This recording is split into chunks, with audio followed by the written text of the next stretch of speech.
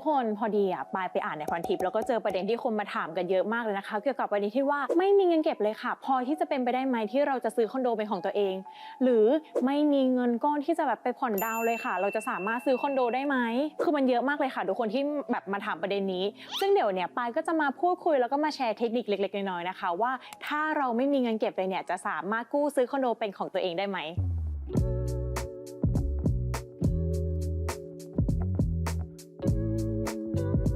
และคำตอบนะคะก็คือว่าสามารถทำได้นั่นเองค่ะตบมือสิคะจะรออะไร ก็คือมันสามารถทำได้นะคะในเชิงทางเทคนิคแล้วก็ปฏิบัติเลยแต่ว่า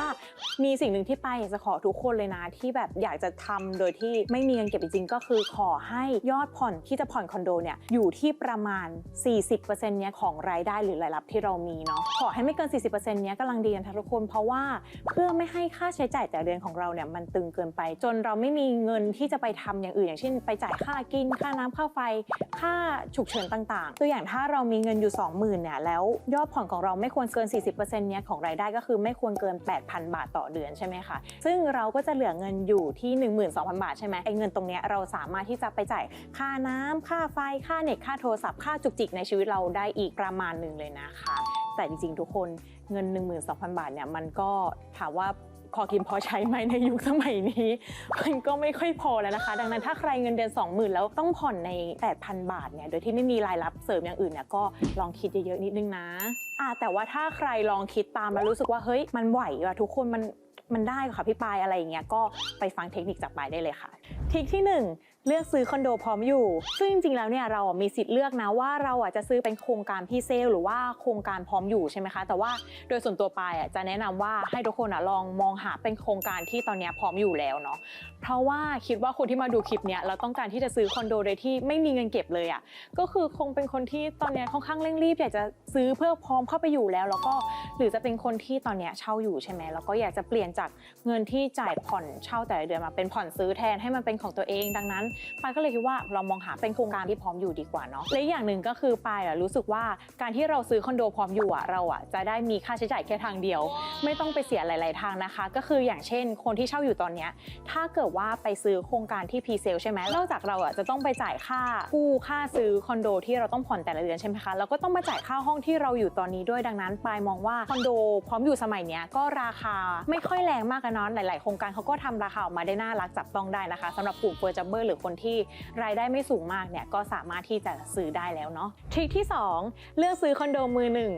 ก็คือคอนโดสมัยนี้โดยเฉพาะคอนโดที่แบบว่าเปิดใหม่เป็นมือหนึ่งเนี่ยเขาก็จะมีโปรโมชั่นต่างๆเอามาแบบดึงดูดความอยากจะซื้อของพวกเราใช่ไหมคะอย่างเช่นฟรีดาวน์ 0%ฟรีโอนนี้ฟรีค่าธรรมเนียมฟรีค่าใช้จ่ายนะวันโอนใดๆซึ่งโปรพวกนี้มันจะช่วยลดค่าใช้จ่ายที่มันจุกจิกในการซื้อคอนโดของเราไปได้นะคะเราไม่ต้องแบบมีเงินก้อนสำรองเอาไว้จ่ายพวกนี้เยอะมากเนาะหรืออย่างบางโครงการเนี่ยก็ออกโปรมาได้แบบน่าสนใจมากๆเลยนะคะอย่างเช่นพร้อมอยู่ฟรีเฟอร์จองเพียง999 บาทก็เข้าอยู่ได้เลยเฮ้ยแบบเนี้ยคือเป็นเราก็อยากซื้อใช่ไหม999 บาทไม่ต้องมีอะไรเลยก็เข้าไปอยู่ได้เลยแถมฟรีเฟอร์อีกมันก็น่าสนใจดีนะแล้วก็ไม่ต้องมีค่าใช้จ่ายจุกจิกนั่นนี่อะไรให้มาปวดหัวนะคะแต่ก็พวกนี้ก็ต้องไปดูเงื่อนไขรายละเอียดของเขาดีๆเนาะซึ่งถ้าใครเนี่ยอยากได้โปรโมชั่นดีๆแบบนี้นะคะปายก็ขอแนะนำว่าลองมองหรือลองหาซื้อในช่วงจังหวะที่เป็นโปรตามเทศกาลใหญ่ๆอย่างเช่นปีใหม่หรือว่าช่วงตรุษจีนพวกโครงการใหญ่ๆเนี่ยเขาก็จะมีการออกโปรโมชั่นดีๆเด็ดๆให้เราเยอะมากเลยแนะนำว่าให้ลองดูโปรตามช่วงนี้ดูเนาะทริคที่3เลือกโครงการที่ขายแบบ fully furnished ข้อนี้บอกเลยว่าแนะนำสุดๆเลยนะคะเพราะว่าการที่เราซื้อห้องที่มีเฟอร์นิเจอร์แบบ fully furnished แบบครบๆแล้วซื้อของอีกแค่นิดหน่อยแบบพวกเครื่องใช้ไฟฟ้านิดหน่อยอะไรเงี้ยเข้ามาในห้องมันสามารถช่วยเราประหยัดตังค์ไปได้เป็นหลักหมื่นหลักแสนเลยนะทุกคนทริคที่4ต้องรู้จักมาตรการ LTV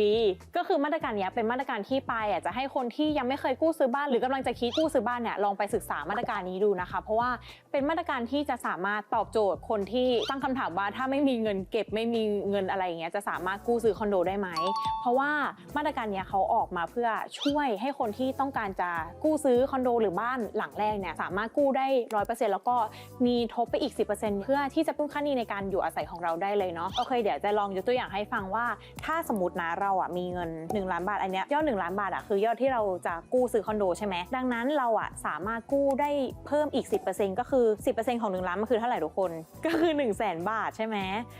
ดังนั้นอ่ะนอกจากไอ้เงิน1ล้านบาทที่เราอ่ะกู้เพื่อที่จะมาซื้อคอนโดใช่ไหมคะเรายังมีส่วนต่างก็คือ 100,000 บาทเอาไว้มาเป็นเงินสำรองในการจ่ายค่านู่นค่านี่ค่าแบบจุกจิกเล็กน้อยที่เราจะต้องมาใช้ในการซื้อคอนโดหลังนี้ด้วย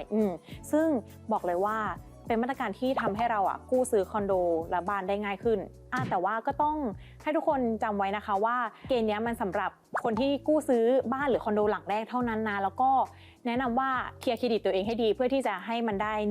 110% นี้ด้วยนะแล้วก็ถ้าใครกู้มาแล้วอยากให้ระลึกไว้ว่าการที่กู้เงินมาจำนวนเยอะๆแบบนี้นะคะเท่ากับว่าเราจะต้องเจอกับดอกเบี้ยมหาโหดเหมือนเป็นการออกสื่อระยะยาวเลยแหละค่ะทริคที่5เลือกธนาคารที่ตอบโจทย์นะคะคือมันก็จะมีหลากหลายธนาคารที่เขาจะมีการออกโปรโมชั่นเพื่อดึงดูดให้เราไปกู้กับเขาหรือธนาคารที่เขาไม่จำเป็นต้องงอกับเราก็ได้เพราะว่าด้วยดอกเบี้ยด้วยอะไรของเขามันถูกอยู่แล้วเนาะแต่ว่าธนาคารเหล่านั้นก็จะปล่อยกู้ให้กับคนที่มีเครดิตสุ่มเสี่ยงอย่างคนที่ไม่เคยกู้บ้านหรืออะไรเงี้ยค่อนข้างยากดังนั้นทางที่ง่ายและเร็วที่สุดเนี่ยไปแนะนำว่าให้ลองปรึกษาเซลล์ของโครงการที่เราไปซื้อเขานี่แหละว่าเฮ้ยตอนนี้โครงการมีดีลกับธนาคารไหนไว้บ้างไหมคะแล้วก็ดอกเบี้ยหรือรายละเอียดโปรโมชั่นของธนาคารเนี่ยเป็นยังไงบ้างทางเซลล์เนี่ยเขาก็จะมีวิธีการไปพูดคุยไปดีลไปนู่นไปนี่กับธนาคารที่เราต้องการเนาะให้เราเนี่ยสามารถกู้ได้ผ่านง่ายขึ้นแล้วก็เผลอๆนะถ้าเขาคุยได้ดีเนี่ยเราก็จะอาจจะได้ดอกเบี้ยที่ต่ำลงแล้วก็ได้วงเงินกู้ที่สูงขึ้นด้วยอันนี้ก็อยากแนะนำว่าให้ทุกคนลองศึกษาแล้วก็พูดคุยสอบถามกับธนาคารแล้วก็เซลล์เยอะๆเนาะแล้วก่อนที่จะปิดคลิปกันไปนะคะมีสิ่งหนึ่งที่ไปอยากจะฝากเตือนแล้วฝากบอกทุกคนไว้ด้วยนะคะว่าการที่เราจะซื้อคอนโดหลังหนึ่งได้เนี่ยเราจะต้องทำงานมาสักระยะหนึ่งก่อนนะมีสเตทเมนต์หรือว่าที่เรียกว่าสลิปเงินเดือนเนี่ยสัก 3-6 เดือนก่อนไม่ใช่ว่าเพิ่งเริ่มมาทำงานเริ่มมีเงินเดือนแล้วอยากจะซื้อเนี่ยอันนี้ไม่ได้นะคะแล้วถ้าใครอยากรู้ว่าวิธีการปั้นสเตทเมนต์ยังไงให้สวยกู้ผ่านง่ายเนี่ยเดี๋ยวเอาไว้คลิปหน้าไปจะมาแชร์เทคนิคให้นะคะถ้าใครชอบคลิปนี้ไปก็ฝากกดไลค์กดแชร์กด Subscribe แล้วก็กดกระดิ่งให้กับช่องคอนโดนิวด้วยนะคะสำหรับคลิปหน้าไปจะมาแชร์ทริคอะไรอีกก็ฝากติดตามด้วยนะคะบ๊ายบาย